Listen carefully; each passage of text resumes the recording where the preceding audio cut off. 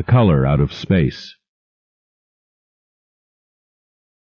West of Arkham, the hills rise wild, and there are valleys with deep woods that no axe has ever cut. There are dark, narrow glens where the trees slope fantastically and where thin brooklets trickle without ever having caught the glint of sunlight. On the gentler slopes there are farms, ancient and rocky, with squat, moss-coated cottages brooding eternally over old New England secrets in the lee of great ledges. But these are all vacant now, the wide chimneys crumbling and the shingled sides bulging perilously beneath low gambrel roofs. The old folk have gone away, and foreigners do not like to live there. French Canadians have tried it, Italians have tried it, and the Poles have come and departed. It is not because of anything that can be seen or heard or handled, but because of something that is imagined. The place is not good for the imagination, and does not bring restful dreams at night. It must be this which keeps the foreigners away, for old Ammi Pierce has never told them of anything he recalls from the strange days. Ammi, whose head has been a little queer for years, is the only one who still remains, or whoever talks of the strange days, and he dares to do this because his house is so near the open fields and the travelled roads around Arkham. There was once a road over the hills and through the valleys that ran straight where the blasted heath is now, but people ceased to use it, and a new road was laid curving far toward the south. Traces of the old one can still be found amidst the weeds of a returning wilderness, and some of them will doubtless linger even when half the hollows are flooded for the new reservoir. Then the dark woods will be cut down, and the blasted heath will slumber far below blue waters whose surface will mirror the sky and ripple in the sun. And the secrets of the strange days will be one with the deep's secrets, one with the hidden lore of old ocean and all the mystery of primal earth. When I went into the hills and vales to survey for the new reservoir, they told me the place was evil. They told me this in Arkham, and because that is a very old town full of witch legends, I thought the evil must be something which granddames had whispered to children through centuries. The name Blasted Heath seemed to me very odd and theatrical, and I wondered how it had come into the folklore of a Puritan people. Then I saw that dark westward tangle of glens and slopes for myself, and ceased to wonder at anything besides its own elder mystery. It was morning when I saw it, but shadow lurked always there. The trees grew too thickly, and their trunks were too big for any healthy New England wood. There was too much silence in the dim alleys between them, and the floor was too soft with the dank moss and mattings of infinite years of decay. In the open spaces, mostly along the line of the old road, there were little hillside farms, sometimes with all the buildings standing, sometimes with only one or two, and sometimes with only a lone chimney or fast-filling cellar. Weeds and briars reigned, and furtive wild things rustled in the undergrowth. Upon everything was a haze of restlessness and oppression, a touch of the unreal and the grotesque, as if some vital element of perspective or chiaroscuro were awry. I did not wonder that the foreigners would not stay, for this was no region to sleep in. It was too much like a landscape of Salvator Rosa, too much like some forbidden woodcut in a tale of terror. But even all this was not so bad as the blasted heath. I knew it the moment I came upon it at the bottom of a spacious valley, for no other name could fit such a thing, or any other thing fit such a name. It was as if the poet had coined the phrase from having seen this one particular region. It must, I thought as I viewed it, be the outcome of a fire. But why had nothing new ever grown over those 5 acres of gray desolation that sprawled open to the sky like a great spot eaten by acid in the woods and fields? It lay largely to the north of the ancient road line, but encroached a little on the other side. I felt an odd reluctance about approaching, and did so at last only because my business took me through and past it. There was no vegetation of any kind on that broad expanse, but only a fine gray dust or ash which no wind seemed ever to blow about. The trees near it were sickly and stunted, and many dead trunks stood or lay rotting at the rim. As I walked hurriedly by, I saw the tumbled bricks and stones of an old chimney and cellar on my right, and the yawning black maw of an abandoned well whose stagnant vapors played strange tricks with the hues of the sunlight. Even the long, dark woodland climb beyond seemed welcome in contrast, and I marveled no more at the frightened whispers of Arkham people. There had been no house or ruin near. Even in the old days the place must have been lonely and remote, and at twilight, dreading to repass that ominous spot, I walked circuitously back to the town by the curving road on the south. I vaguely wished some clouds would gather, for an odd timidity about the deep, skyey voids above had crept into my soul. In the evening I asked old people in Arkham about the blasted heath, and what was meant by that phrase, "strange days," which so many evasively muttered. I could not, however, get any good answers, except that all the mystery was much more recent than I had dreamed. It was not a matter of old legendry at all, but something within the lifetime of those who spoke. It had happened in the 80s, and a family had disappeared or was killed. Speakers would not be exact, and because they all told me to pay no attention to old Ammi Pierce's crazy tales, I sought him out the next morning, having heard that he lived alone in the ancient, tottering cottage where the trees first begin to get thick.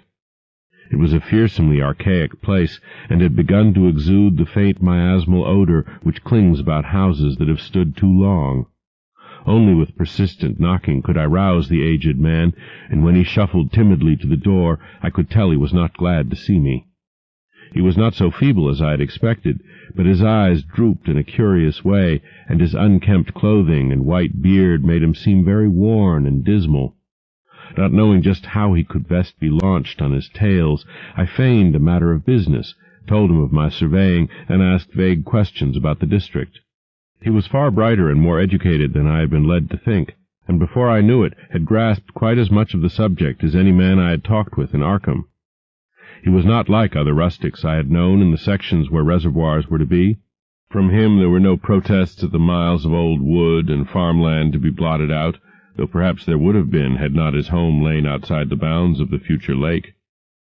Relief was all that he showed, relief at the doom of the dark ancient valleys through which he had roamed all his life. They were better under water now, better under water since the strange days, and with this opening his husky voice sank low, while his body leaned forward, and his right forefinger began to point shakily and impressively. It was then that I heard the story, and as the rambling voice scraped and whispered on, I shivered again and again, despite the summer day. Often I had to recall the speaker from ramblings, piece out scientific points which he knew only by a fading parrot memory of professors' talk, or bridge over gaps where his sense of logic and continuity broke down. When he was done, I did not wonder that his mind had snapped a trifle, or that the folk of Arkham would not speak much of the blasted heath. I hurried back before sunset to my hotel, unwilling to have the stars come out above me in the open, and the next day returned to Boston to give up my position. I could not go into that dim chaos of old forest and slope again, or face another time that grey blasted heath where the black well yawned deep beside the tumbled bricks and stones. The reservoir will soon be built now, and all those elder secrets will be safe forever under watery fathoms. But even then I do not believe I would like to visit that country by night, at least not when the sinister stars are out, and nothing could bribe me to drink the new city water of Arkham. It all began, old Ammi said, with the meteorite. Before that time there had been no wild legends at all since the witch trials, and even then these western woods were not feared half so much as the small island in the Miskatonic where the devil held court beside a curious stone altar older than the Indians. These were not haunted woods, and their fantastic dusk was never terrible till the strange days. Then there had come that white noontide cloud, that string of explosions in the air, and that pillar of smoke from the valley far in the wood. And by night all Arkham had heard of the great rock that fell out of the sky and bedded itself in the ground beside the well at the Nahum Gardner place. That was the house which had stood where the blasted heath was to come, the trim, white Nahum Gardner house amidst its fertile gardens and orchards. Nahum had come to town to tell people about the stone, and had dropped in at Ammi Pierce's on the way. Ammi was 40 then, and all the queer things were fixed very strongly in his mind. He and his wife had gone with the 3 professors from Miskatonic University, who hastened out the next morning to see the weird visitor from unknown stellar space, and had wondered why Nahum had called it so large the day before. It had shrunk, Nahum said, as he pointed out the big brownish mound above the ripped earth and charred grass near the archaic well-sweep in his front yard. But the wise men answered that stones do not shrink.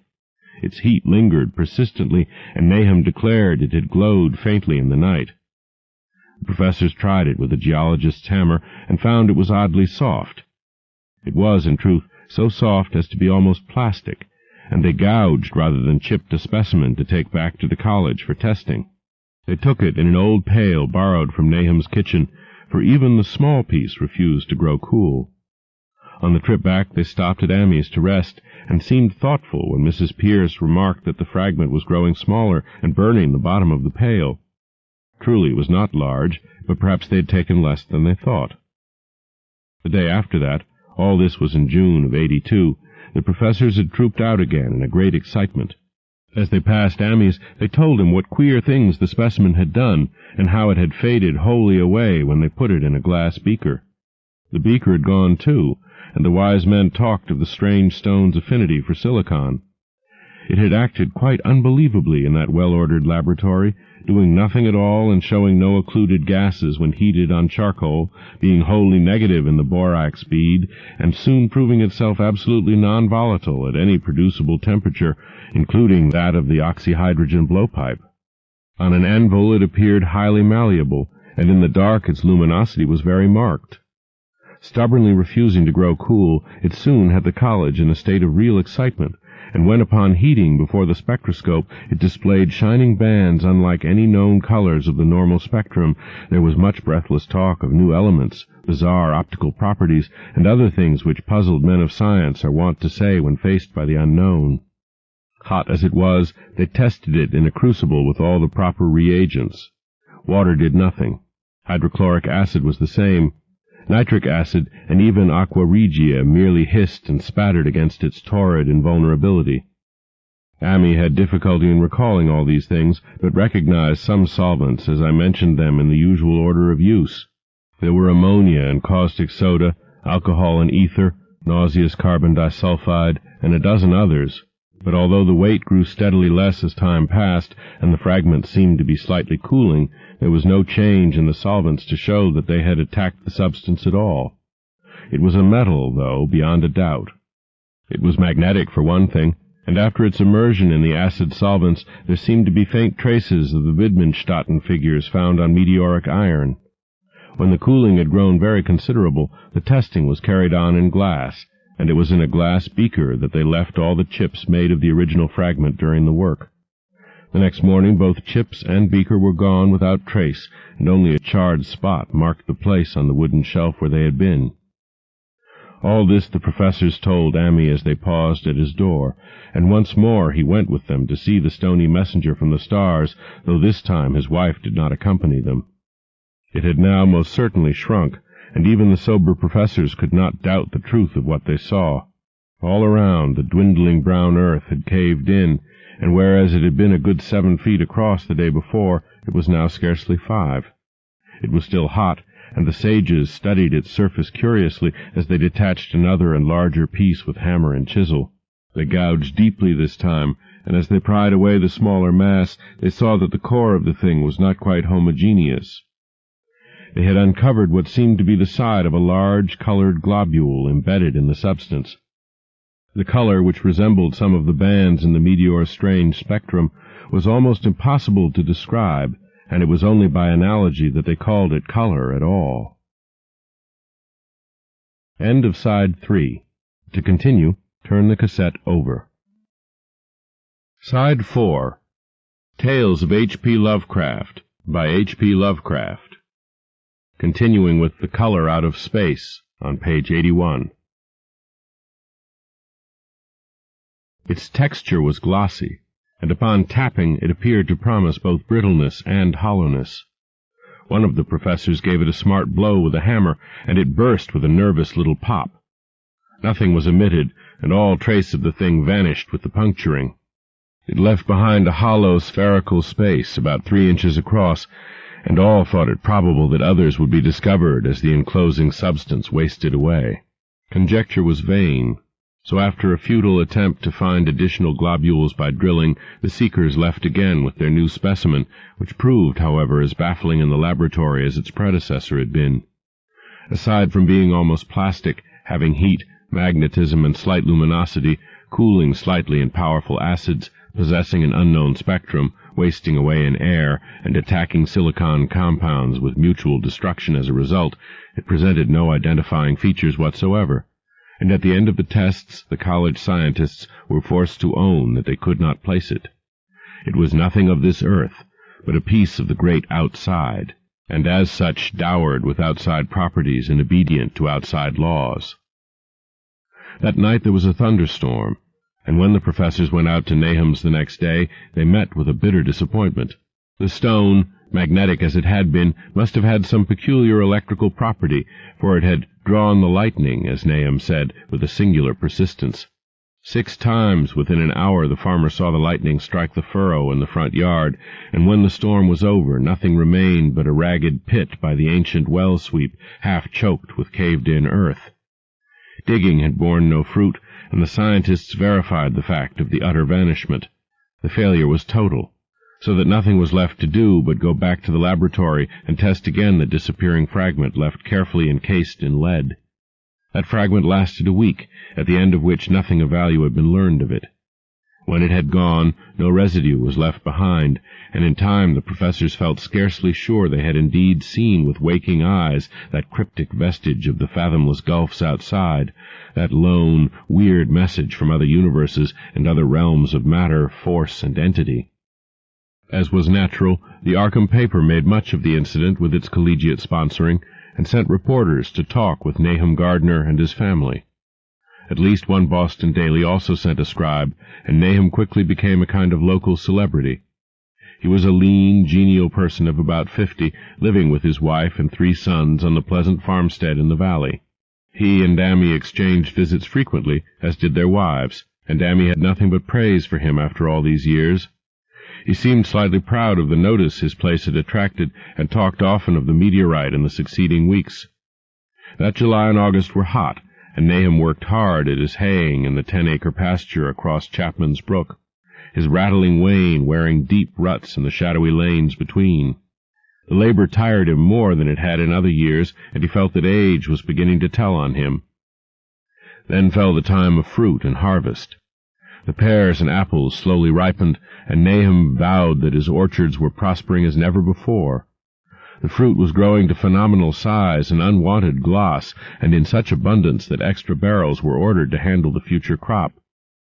But with the ripening came sore disappointment, for of all that gorgeous array of specious lusciousness, not one single jot was fit to eat. Into the fine flavor of the pears and apples had crept a stealthy bitterness and sickishness, so that even the smallest of bites induced a lasting disgust. It was the same with the melons and tomatoes, and Nahum sadly saw that his entire crop was lost. Quick to connect events, he declared that the meteorite had poisoned the soil, and thanked heaven that most of the other crops were in the upland lot along the road. Winter came early, and was very cold. Amy saw Nahum less often than usual, and observed that he had begun to look worried. The rest of his family, too, seemed to have grown taciturn, and were far from steady in their church-going or their attendance at the various social events of the countryside. For this reserve or melancholy no cause could be found, though all the household confessed now and then to poorer health and a feeling of vague disquiet. Nahum himself gave the most definite statement of anyone when he said he was disturbed about certain footprints in the snow. They were the usual winter prints of red squirrels, white rabbits, and foxes, but the brooding farmer professed to see something not quite right about their nature and arrangement. He was never specific, but appeared to think that they were not as characteristic of the anatomy and habits of squirrels and rabbits and foxes as they ought to be. Amy listened without interest to this talk, until one night when he drove past Nahum's house in his sleigh on the way back from Clark's Corners. There had been a moon, and a rabbit had run across the road, and the leaps of the rabbit were longer than either Amy or his horse liked. The latter, indeed, had almost run away when brought up by a firm rein. Thereafter Amy gave Nahum's tales more respect, and wondered why the Gardner dogs seemed so cowed and quivering every morning. They had, it developed, nearly lost the spirit to bark. In February, the McGregor boys from Meadow Hill were out shooting woodchucks, and not far from the Gardner place bagged a very peculiar specimen. The proportions of its body seemed slightly altered in a queer way impossible to describe, while its face had taken on an expression which no one ever saw in a woodchuck before. The boys were genuinely frightened, and threw the thing away at once, so that only their grotesque tales of it ever reached the people of the countryside. But the shying away of the horses near Nahum's house had now become an acknowledged thing, and all the basis for a cycle of whispered legend was fast taking form. People vowed that the snow melted faster around Nahum's than it did anywhere else, and early in March there was an awed discussion in Potter's General Store and Clark's Corners. Stephen Rice had driven past Gardner's in the morning, and had noticed the skunk cabbages coming up through the mud by the woods across the road. Never were things of such size seen before, and they had held strange colors that could not be put into any words. Their shapes were monstrous, and the horse had snorted at an odor which struck Stephen as wholly unprecedented. That afternoon several persons drove past to see the abnormal growth, and all agreed that plants of that kind ought never to sprout in a healthy world. The bad fruit of the fall before was freely mentioned, and it went from mouth to mouth that there was poison in Nahum's ground. Of course it was the meteorite, and remembering how strange the men from the college had found that stone to be, several farmers spoke about the matter to them. One day they paid Nahum a visit, but having no love of wild tales and folklore, were very conservative in what they inferred. The plants were certainly odd, but all skunk cabbages are more or less odd in shape and odor and hue. Perhaps some mineral element from the stone had entered the soil, but it would soon be washed away. And as for the footprints and frightened horses, of course this was mere country talk, which such a phenomenon as the aerolite would be certain to start. There was really nothing for serious men to do in cases of wild gossip, for superstitious rustics will say and believe anything. And so all through the strange days the professors stayed away in contempt. Only one of them, when given 2 files of dust for analysis in a police job over a year and a half later, recalled that the queer color of that skunk cabbage had been very like one of the anomalous bands of light shown by the meteor fragment in the college spectroscope, and like the brittle globule found embedded in the stone from the abyss. The samples in this analysis case gave the same odd bands at first, though later they lost the property. The trees budded prematurely around Nahum's, and at night they swayed ominously in the wind.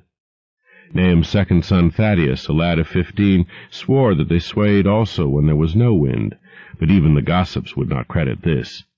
Certainly, however, restlessness was in the air. The entire Gardner family developed the habit of stealthy listening, though not for any sound which they could consciously name. The listening was, indeed, rather a product of moments when consciousness seemed half to slip away. Unfortunately, such moments increased week by week, till it became common speech that something was wrong with all Nahum's folks.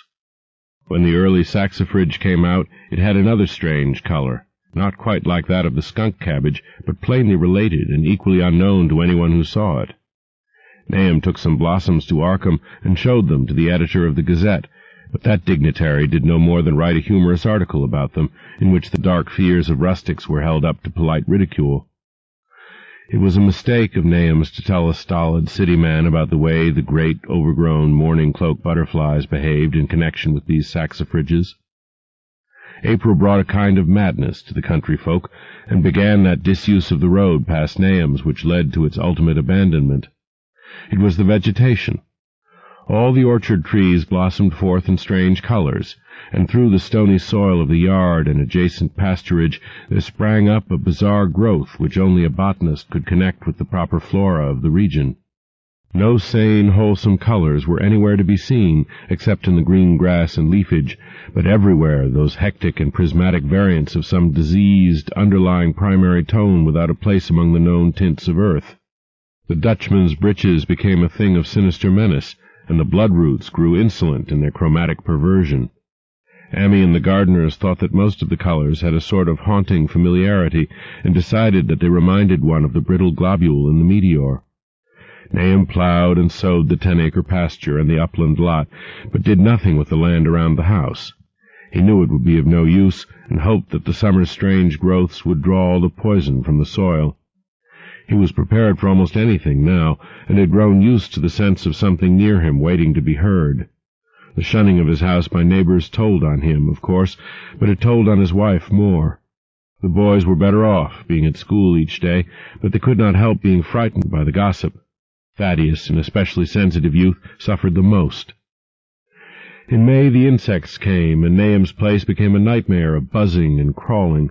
Most of the creatures seemed not quite usual in their aspects and motions, and their nocturnal habits contradicted all former experience. The gardeners took to watching at night, watching in all directions at random for something.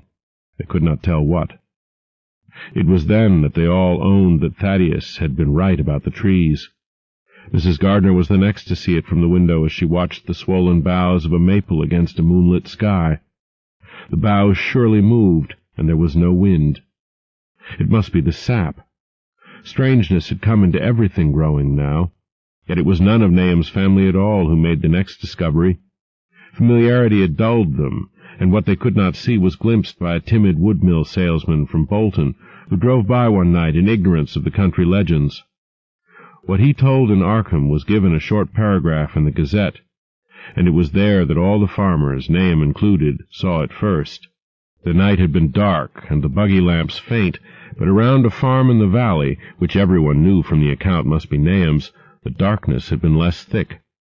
A dim, though distinct luminosity seemed to inhere in all the vegetation, grass, leaves, and blossoms alike, while at one moment a detached piece of the phosphorescence appeared to stir furtively in the yard near the barn. The grass had so far seemed untouched, and the cows were freely pastured in the lot near the house, but toward the end of May the milk began to be bad. Then Nahum had the cows driven to the uplands, after which the trouble ceased. Not long after this, the change in grass and leaves became apparent to the eye. All the verdure was going gray, and was developing a highly singular quality of brittleness. Ammi was now the only person who ever visited the place, and his visits were becoming fewer and fewer. When school closed, the gardeners were virtually cut off from the world, and sometimes let Ammi do their errands in town. They were failing curiously both physically and mentally, and no one was surprised when the news of Mrs. Gardner's madness stole around. It happened in June, about the anniversary of the meteor's fall, and the poor woman screamed about things in the air which she could not describe. In her raving there was not a single specific noun, but only verbs and pronouns. Things moved and changed and fluttered, and ears tingled to impulses which were not wholly sounds. Something was taken away. She was being drained of something. Something was fastening itself on her that ought not to be. Someone must make it keep off. Nothing was ever still in the night. The walls and windows shifted. Nahum did not send her to the county asylum, but let her wander about the house as long as she was harmless to herself and others. Even when her expression changed, he did nothing. But when the boys grew afraid of her, and Thaddeus nearly fainted at the way she made faces at him, he decided to keep her locked up in the attic. By July she had ceased to speak, and crawled on all fours, and before that month was over, Nahum got the mad notion that she was slightly luminous in the dark, as he now clearly saw was the case with the nearby vegetation. It was a little before this that the horses had stampeded. Something had aroused them in the night, and their neighing and kicking in the stall had been terrible. There seemed virtually nothing to do to calm them, and when Nahum opened the stable door, they all bolted out like frightened woodland deer. It took a week to track all four, and when found they were seen to be quite useless and unmanageable. Something had snapped in their brains, and each one had to be shot for its own good. Nahum borrowed a horse from Ammi for his haying, but found it would not approach the barn. It shied, balked, and whinnied, and in the end he could do nothing but drive it into the yard, while the men used their own strength to get the heavy wagon near enough the hayloft for convenient pitching. And all the while the vegetation was turning gray and brittle. Even the flowers, whose hue had been so strange, were graying now, and the fruit was coming out gray and dwarfed and tasteless. The asters and goldenrod bloomed gray and distorted, and the roses and zinnias and hollyhocks in the front yard were such blasphemous-looking things that Nahum's eldest boy Zenas cut them down. The strangely puffed insects died about that time, even the bees that had left their hives and taken to the woods. By September all the vegetation was fast crumbling to a grayish powder, and Nahum feared that the trees would die before the poison was out of the soil. His wife now had spells of terrific screaming, and he and the boys were in a constant state of nervous tension. They shunned people now, and when school opened the boys did not go. But it was Amy, on one of his rare visits, who first realized that the well water was no longer good.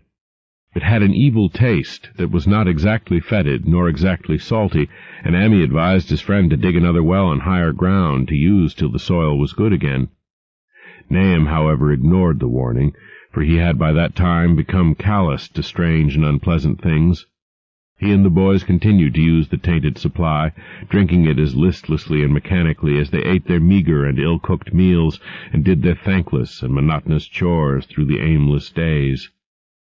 There was something of stolid resignation about them all, as if they walked half in another world between lines of nameless guards to a certain and familiar doom. Thaddeus went mad in September after a visit to the well. He had gone with a pail, and had come back empty-handed, shrieking and waving his arms, and sometimes lapsing into an inane titter or a whisper about the moving colors down there. 2 in one family was pretty bad, but Nahum was very brave about it. He let the boy run about for a week until he began stumbling and hurting himself, and then he shut him in an attic room across the hall from his mother's. The way they screamed at each other from behind their locked doors was very terrible, especially to little Merwin, who fancied they talked in some terrible language that was not of earth. Merwin was getting frightfully imaginative, and his restlessness was worse after the shutting away of the brother who had been his greatest playmate. Almost at the same time, the mortality among the livestock commenced. Poultry turned grayish and died very quickly, their meat being found dry and noisome upon cutting. Hogs grew inordinately fat, and suddenly began to undergo loathsome changes which no one could explain. Their meat was of course useless, and Nahum was at his wits' end. No rural veterinary would approach his place, and the city veterinary from Arkham was openly baffled. The swine began growing gray and brittle and falling to pieces before they died, and their eyes and muzzles developed singular alterations. It was very inexplicable, for they had never been fed from the tainted vegetation. Then something struck the cows. Certain areas, or sometimes the whole body, would be uncannily shriveled or compressed, and atrocious collapses or disintegrations were common. In the last stages, and death was always the result, there would be a graying and turning brittle like that which beset the hogs. There could be no question of poison, for all the cases occurred in a locked and undisturbed barn. No bites of prowling things could have brought the virus, for what live beast of earth can pass through solid obstacles?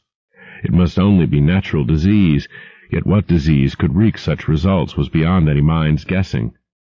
When the harvest came, there was not an animal surviving on the place, for the stock and poultry were dead, and the dogs had run away. These dogs, 3 in number, had all vanished one night, and were never heard of again. The 5 cats had left some time before, but their going was scarcely noticed, since there now seemed to be no mice, and only Mrs. Gardner had made pets of the graceful felines. On the 19th of October, Nahum staggered into Amy's house with hideous news. The death had come to poor Thaddeus in his attic room, and it had come in a way which could not be told. Nahum had dug a grave in the railed family plot behind the farm, and had put therein what he found. There could have been nothing from outside, for the small barred window and locked door were intact, but it was much as it had been in the barn. Amy and his wife consoled the stricken man as best they could, but shuddered as they did so. Stark terror seemed to cling around the Gardners and all they touched, and the very presence of one in the house was a breath from regions unnamed and unnameable. Amy accompanied Nahum home with the greatest reluctance, and did what he might to calm the hysterical sobbing of little Merwin. Zenas needed no calming. He had come of late to do nothing but stare into space and obey what his father told him, and Amy thought that his fate was very merciful. Now and then Merwin's screams were answered faintly from the attic, and in response to an inquiring look, Nahum said that his wife was getting very feeble. When night approached, Amy managed to get away, for not even friendship could make him stay in that spot when the faint glow of the vegetation began, and the trees may or may not have swayed without wind. It was really lucky for Amy that he was not more imaginative. Even as things were, his mind was bent ever so slightly. But had he been able to connect and reflect upon all the portents around him, he must inevitably have turned a total maniac. In the twilight he hastened home, the screams of the mad woman and the nervous child ringing horribly in his ears. 3 days later, Nahum lurched into Ammy's kitchen in the early morning, and in the absence of his host stammered out a desperate tale once more, while Mrs. Pierce listened in a clutching fright. It was little Merwin this time. He was gone. He had gone out late at night with a lantern and pail for water, and had never come back. He had been going to pieces for days, and hardly knew what he was about. Screamed at everything. There had been a frantic shriek from the yard then, but before the father could get to the door, the boy was gone. There was no glow from the lantern he had taken, and of the child himself no trace. At the time, Nahum thought the lantern and pail were gone too, but when dawn came, and the man had plodded back from his all-night search of the woods and fields, he had found some very curious things near the well. There was a crushed and apparently somewhat melted mass of iron, which had certainly been the lantern, while a bale and twisted iron hoops beside it, both half-fused, seemed to hint at the remnants of the pail. That was all. Nahum was past imagining.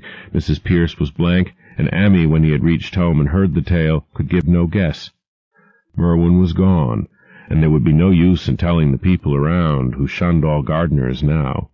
No use either in telling the city people at Arkham, who laughed at everything. Thad had gone, and now Murney was gone. Something was creeping and waiting to be seen and felt and heard. Nahum would go soon, and he wanted Ammy to look after his wife and Zenas if they survived him. It must all be a judgment of some sort, though he could not fancy what for, since he had always walked uprightly in the Lord's ways, so far as he knew. For over 2 weeks Ammy saw nothing of Nahum, and then, worried about what might have happened, he overcame his fears and paid the Gardner place a visit. There was no smoke from the great chimney, and for a moment the visitor was apprehensive of the worst. The aspect of the whole farm was shocking.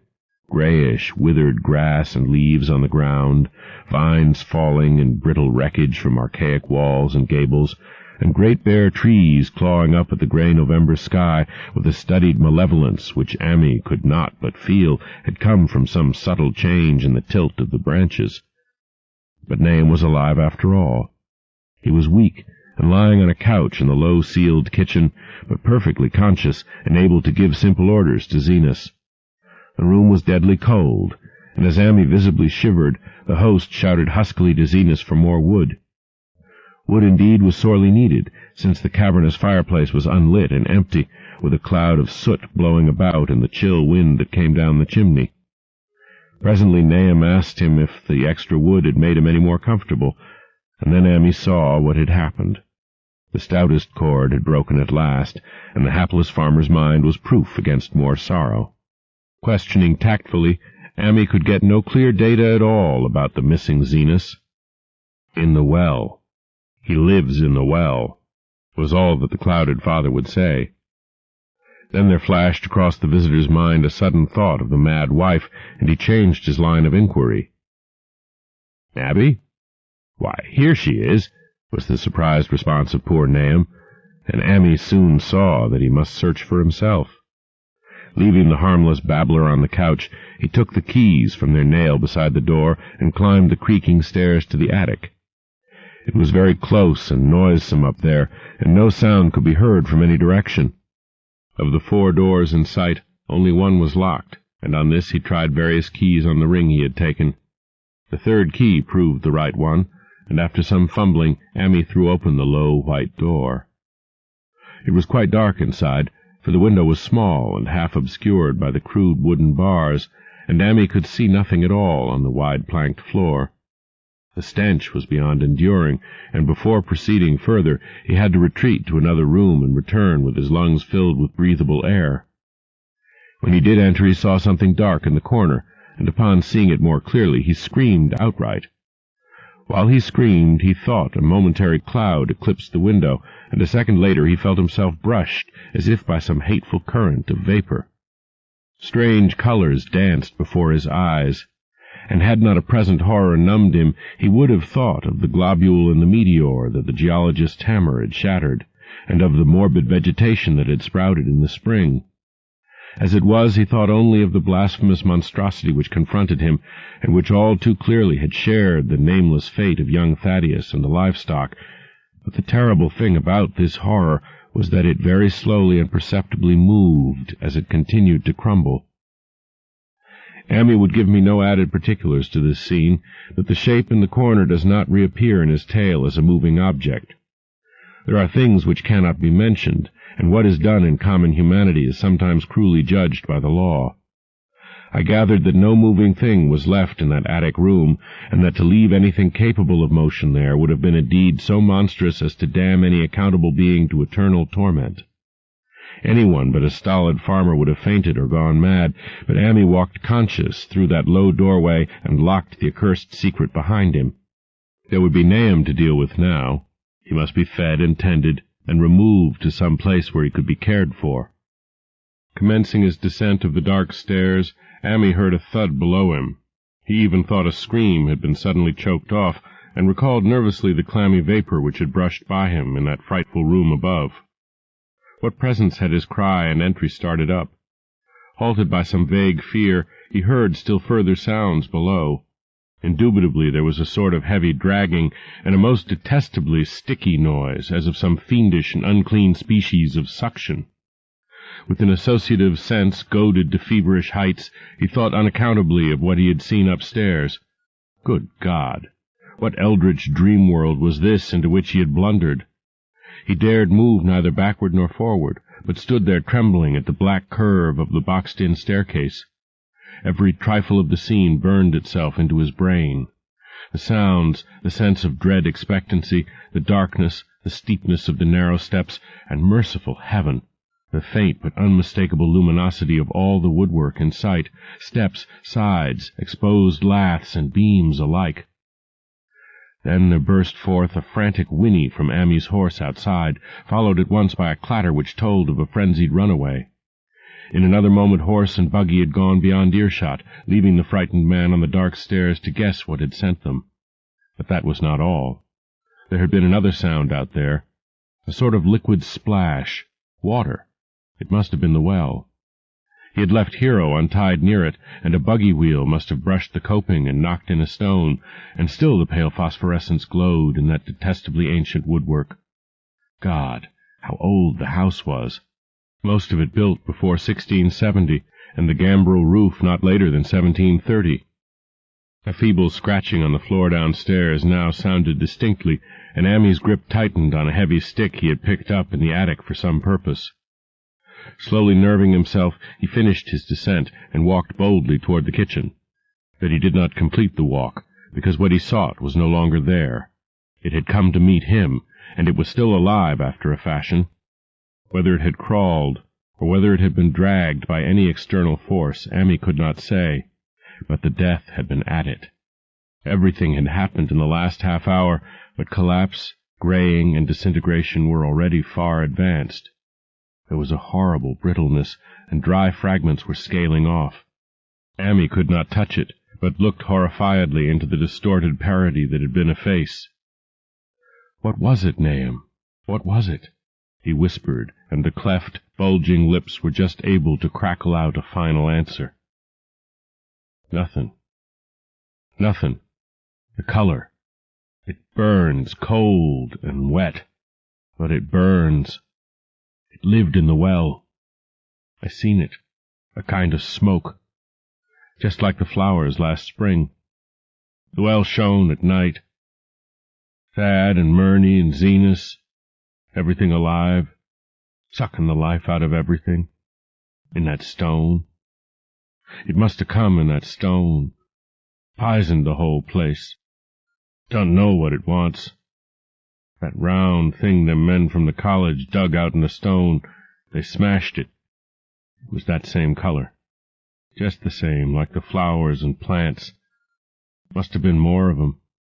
Seeds. Seeds. They growed. I seen it the first time this week. Must have got strong on Zenas. He was a big boy, full of life. It beats down your mind and then gets you, burns you up. In the well water. You was right about that. Evil water. Zenas never come back from the well. Can't get away. Draws you. You know some that's comin', but 'tain't no use.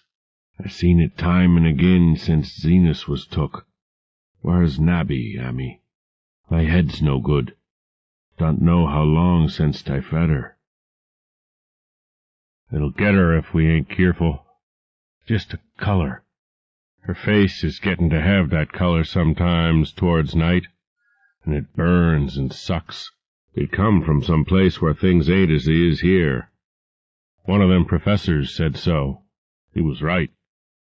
Look out, Amy. It'll do something more. Sucks the life out. But that was all. That which spoke could speak no more, because it had completely caved in. Amy laid a red checked tablecloth over what was left, and reeled out the back door into the fields. He climbed the slope to the 10-acre pasture, and stumbled home by the north road and the woods. He could not pass that well from which his horse had run away. He had looked at it through the window, and had seen that no stone was missing from the rim. Then the lurching buggy had not dislodged anything after all. The splash had been something else, something which went into the well after it had done with poor Nahum. When Amy reached his house, the horse and buggy had arrived before him, and thrown his wife into fits of anxiety. Reassuring her without explanations, he set out at once for Arkham, and notified the authorities that the Gardner family was no more. He indulged in no details, but merely told of the deaths of Nahum and Nabby, that of Thaddeus already being known, and mentioned that the cause seemed to be the same strange ailment which had killed the livestock. He also stated that Merwin and Zenas had disappeared. There was considerable questioning at the police station, and in the end Amy was compelled to take 3 officers to the Gardner farm, together with the coroner, the medical examiner, and the veterinary, who had treated the diseased animals. He went much against his will, for the afternoon was advancing, and he feared the fall of night over that accursed place, but it was some comfort to have so many people with him. The 6 men drove out in a Democrat wagon, following Amy's buggy, and arrived at the pest-ridden farmhouse about 4 o'clock. Used as the officers were to gruesome experiences, not one remained unmoved at what was found in the attic and under the red checked tablecloth on the floor below. The whole aspect of the farm, with its gray desolation, was terrible enough, but those 2 crumbling objects were beyond all bounds. No one could look long at them, and even the medical examiner admitted that there was very little to examine. Specimens could be analyzed, of course, so he busied himself in obtaining them, and here it develops that a very puzzling aftermath occurred at the college laboratory, where the 2 phials of dust were finally taken. Under the spectroscope both samples gave off an unknown spectrum, in which many of the baffling bands were precisely like those which the strange meteor had yielded in the previous year. The property of emitting this spectrum vanished in a month, the dust thereafter consisting mainly of alkaline phosphates and carbonates. Amy would not have told the men about the well if he had thought they meant to do anything then and there. It was getting toward sunset, and he was anxious to be away. But he could not help glancing nervously at the stony curb by the great sweep, and when a detective questioned him, he admitted that Nahum had feared something down there, so much so that he had never even thought of searching it for Merwin or Zenas. After that nothing would do but that they empty and explore the well immediately, so Amy had to wait trembling while pail after pail of rank water was hauled up and splashed on the soaking ground outside. The men sniffed in disgust at the fluid, and toward the last held their noses against the feeder they were uncovering. It was not so long a job as they had feared it would be, since the water was phenomenally low. There is no need to speak too exactly of what they found. Merwin and Zenas were both there, in part, though the vestiges were mainly skeletal. There were also a small deer and a large dog in about the same state, and a number of bones of smaller animals. The ooze and slime at the bottom seemed inexplicably porous and bubbling, and a man who descended on handholds with a long pole found that he could sink the wooden shaft to any depth in the mud of the floor without meeting any solid obstruction. Twilight had now fallen, and lanterns were brought from the house. Then, when it was seen that nothing further could be gained from the well, everyone went indoors and conferred in the ancient sitting-room, while the intermittent light of a spectral half-moon played wanly on the grey desolation outside. The men were frankly nonplussed by the entire case, and could find no convincing common element to link the strange vegetable conditions, the unknown disease of livestock and humans, and the unaccountable deaths of Merwin and Zenas in the tainted well. They had heard the common country talk, it is true, but could not believe that anything contrary to natural law had occurred. No doubt the meteor had poisoned the soil, but the illness of persons and animals who had eaten nothing grown in that soil was another matter. Was it the well water? Very possibly. It might be a good idea to analyze it. But what peculiar madness could have made both boys jump into the well? Their deeds were so similar, and the fragments showed that they had both suffered from the gray, brittle death. Why was everything so gray and brittle? It was the coroner, seated near a window overlooking the yard, who first noticed the glow about the well. Night had fully set in, and all the abhorrent ground seemed faintly luminous with more than the fitful moonbeams. But this new glow was something definite and distinct, and appeared to shoot up from the black pit like a softened ray from a searchlight, giving dull reflections in the little ground pools where the water had been emptied. It had a very queer color, and as all the men clustered round the window, Ammi gave a violent start, for this strange beam of ghastly miasma was to him of no unfamiliar hue. He had seen that color before, and feared to think what it might mean. He had seen it in the nasty, brittle globule in the aerolite 2 summers ago, had seen it in the crazy vegetation of the springtime, and had thought he had seen it for an instant that very morning against the small barred window of that terrible attic room where nameless things had happened. It had flashed there a second, and a clammy and hateful current of vapor had brushed past him, and then poor Nahum had been taken by something of that color. He had said so at the last, said it was the globule and the plants.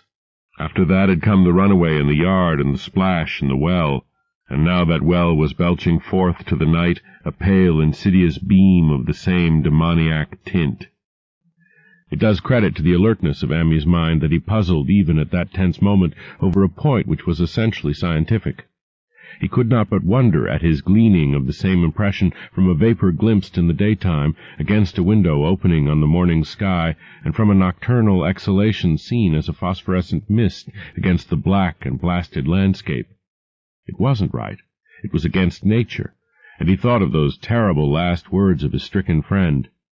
"It come from some place where things ain't as they is here. One of them professors said so." All 3 horses outside, tied to a pair of shriveled saplings by the road, were now neighing and pawing frantically. The wagon driver started for the door to do something, but Ammi laid a shaky hand on his shoulder. "Don't go out there," he whispered. "There's more to this nor what we know. Nahum said something lived in the well that sucks your life out. He said it must be some 'at growed from a round ball like one we all seen in the meteor stone that fell a year ago June. Sucks and burns, he said, and is just a cloud of color like that light out there now, that ye can hardly see and can't tell what it is. Nahum thought it feeds on everything living and gets stronger all the time. He said he seen it this last week. It must be something from away off in the sky like the men from the college last year says the meteor stone was. The way it's made and the way it works ain't like no way o' God's world. It's summit from beyond." So the men paused indecisively as the light from the well grew stronger, and the hitched horses pawed and whinnied in increasing frenzy. It was truly an awful moment, with terror in that ancient and accursed house itself. 4 monstrous sets of fragments, 2 from the house and 2 from the well, in the woodshed behind, and that shaft of unknown and unholy iridescence from the slimy depths in front. Ammi had restrained the driver on impulse, forgetting how uninjured he himself was after the clammy brushing of that colored vapor in the attic room, but perhaps it is just as well that he acted as he did.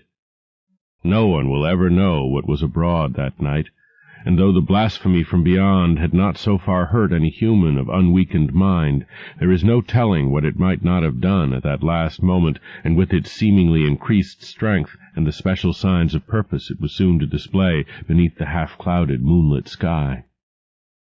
All at once one of the detectives at the window gave a short, sharp gasp. The others looked at him, and then quickly followed his own gaze upward to the point at which its idle straying had been suddenly arrested. There was no need for words. What had been disputed in country gossip was disputable no longer, and it is because of the thing which every man of that party agreed in whispering later on that the strange days are never talked about in Arkham. It is necessary to premise that there was no wind at that hour of the evening. One did arise not long afterward, but there was absolutely none then. Even the dry tips of the lingering hedge mustard, gray and blighted, and the fringe on the roof of the standing Democrat wagon were unstirred. And yet amidst that tense, godless calm, the high, bare boughs of all the trees in the yard were moving. They were twitching morbidly and spasmodically, clawing in convulsive and epileptic madness at the moonlit clouds, scratching impotently in the noxious air as if jerked by some alien and bodiless line of linkage with subterrene horrors writhing and struggling below the black roots. Not a man breathed for several seconds. Then a cloud of darker depth passed over the moon, and the silhouette of clutching branches faded out momentarily. At this there was a general cry, muffled with awe, but husky and almost identical from every throat. For the terror had not faded with the silhouette, and in a fearsome instant of deeper darkness the watchers saw wriggling at that tree-top height 1,000 tiny points of faint and unhallowed radiance, tipping each bough like the fire of St. Elmo or the flames that came down on the apostles' heads at Pentecost. It was a monstrous constellation of unnatural light, like a glutted swarm of corpse-fed fireflies dancing hellish sarabands over an accursed marsh, and its color was that same nameless intrusion which Amy had come to recognize and dread. All the while the shaft of phosphorescence from the well was getting brighter and brighter, bringing to the minds of the huddled men a sense of doom and abnormality which far outraced any image their conscious minds could form. It was no longer shining out, it was pouring out, and as the shapeless stream of unplaceable color left the well, it seemed to flow directly into the sky. The veterinary shivered, and walked to the front door to drop the heavy extra bar across it. Amy shook no less, and had to tug and point for lack of a controllable voice when he wished to draw notice to the growing luminosity of the trees. The neighing and stamping of the horses had become utterly frightful, but not a soul of that group in the old house would have ventured forth for any earthly reward. With the moments the shining of the trees increased, while their restless branches seemed to strain more and more toward verticality. The wood of the well-sweep was shining now, and presently a policeman dumbly pointed to some wooden sheds and beehives near the stone wall on the west. They were commencing to shine, too, though the tethered vehicles of the visitors seemed so far unaffected. Then there was a wild commotion and clopping in the road, and as Amy quenched the lamp for better seeing, they realized that the span of frantic greys had broke their sapling and run off with the Democrat wagon. The shock served to loosen several tongues, and embarrassed whispers were exchanged. "It spreads on everything organic that's been around here," muttered the medical examiner. No one replied, but the man who had been in the well gave a hint that his long pole must have stirred up something intangible. "It was awful," he added. "There was no bottom at all, just ooze and bubbles and the feeling of something lurking under there." Amy's horse still pawed and screamed deafeningly in the road outside, and nearly drowned its owner's faint quaver as he mumbled his formless reflections. "It come from that stone. It growed down thar. It got everything living. It fed itself on 'em, mind and body. Thad and Murney, Zenas and Nabby. Nahum was the last. They all drunk the water. It got strong on 'em. It come from beyond, where things ain't like they be here. Now it's going home." At this point, as the column of unknown color flared suddenly stronger and began to weave itself into fantastic suggestions of shape which each spectator later described differently, there came from poor Hero such a sound as no man before or since ever heard from a horse. Every person in that low-pitched sitting-room stopped his ears, and Amy turned away from the window in horror and nausea. Words could not convey it. When Amy looked out again, the hapless beast lay huddled inert on the moonlit ground between the splintered shafts of the buggy. That was the last of Hero till they buried him next day. But the present was no time to mourn, for almost at this instant the detective silently called attention to something terrible in the very room with them. In the absence of the lamplight, it was clear that a faint phosphorescence had begun to pervade the entire apartment. It glowed on the broad planked floor and the fragment of rag carpet, and shimmered over the sashes of the small-paned windows. It ran up and down the exposed corner posts, coruscated above the shelf and mantel, and infected the very doors and furniture. Each minute saw it strengthen, and at last it was very plain that healthy living things must leave that house. Amy showed them the back door and the path up through the fields to the 10-acre pasture. They walked and stumbled as in a dream, and did not dare look back till they were far away on the high ground. They were glad of the path, for they could not have gone the front way by that well. It was bad enough passing the glowing barn and sheds, and those shining orchard trees with the gnarled, fiendish contours, but thank heaven the branches did their worst twisting high up. The moon went under some very black clouds as they crossed the rustic bridge over Chapman's Brook, and it was blind groping from there to the open meadows. When they looked back toward the valley and the distant Gardner place at the bottom, they saw a fearsome sight. All the farm was shining with the hideous, unknown blend of color. Trees, buildings, and even such grass and herbage as had not been wholly changed to lethal gray brittleness. The boughs were all straining skyward, tipped with tongues of foul flame, and lambent tricklings of the same monstrous fire were creeping about the ridgepoles of the house, barn, and sheds. It was a scene from a vision of Fuseli, and over all the rest reigned that riot of luminous amorphousness, that alien and undimensioned rainbow of cryptic poison from the well, seething, feeling, lapping, reaching, scintillating, straining, and malignly bubbling in its cosmic and unrecognizable chromaticism.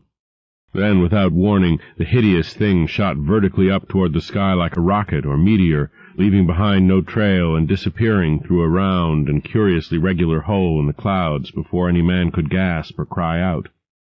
No watcher can ever forget that sight, and Amy stared blankly at the stars of Cygnus, Deneb twinkling above the others, where the unknown color had melted into the Milky Way. But his gaze was the next moment called swiftly to earth by the crackling in the valley. It was just that, only a wooden ripping and crackling, not an explosion, as so many others of the party vowed. Yet the outcome was the same, for in one feverish kaleidoscopic instant there burst up from that doomed and accursed farm a gleamingly eruptive cataclysm of unnatural sparks and substance, blurring the glance of the few who saw it, and sending forth to the zenith a bombarding cloudburst of such colored and fantastic fragments as our universe must needs disown. Through quickly reclosing vapors they followed the great morbidity that had vanished, and in another second they had vanished too. Behind and below was only a darkness to which the men dared not return, and all about was a mounting wind which seemed to sweep down in black frore gusts from interstellar space. It shrieked and howled, and lashed the fields and distorted woods in a mad cosmic frenzy, till soon the trembling party realized it would be no use waiting for the moon to show what was left down there at Nahum's. Too awed even to hint theories, the 7 shaking men trudged back toward Arkham by the north road. Amy was worse than his fellows, and begged them to see him inside his own kitchen instead of keeping straight on to town. He did not wish to cross the nighted, wind-whipped woods alone to his home on the main road, for he had had an added shock that the others were spared, and was crushed forever with a brooding fear he dared not even mention for many years to come. As the rest of the watchers on that tempestuous hill had stolidly set their faces toward the road, Amy had looked back an instant at the shadowed valley of desolation so lately sheltering his ill-starred friend, and from that stricken, far-away spot he had seen something feebly rise, only to sink down again upon the place from which the great shapeless horror had shot into the sky. It was just a color, but not any color of our earth or heavens. And because Amy recognized that color and knew that this last faint remnant must still lurk down there in the well, he has never been quite right since.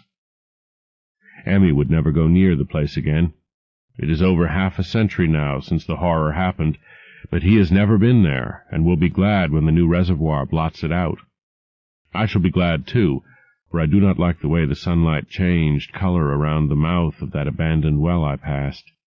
I hope the water will always be very deep, but even so I shall never drink it.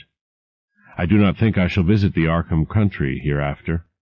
3 of the men who had been with Amy returned the next morning to see the ruins by daylight, but there were not any real ruins.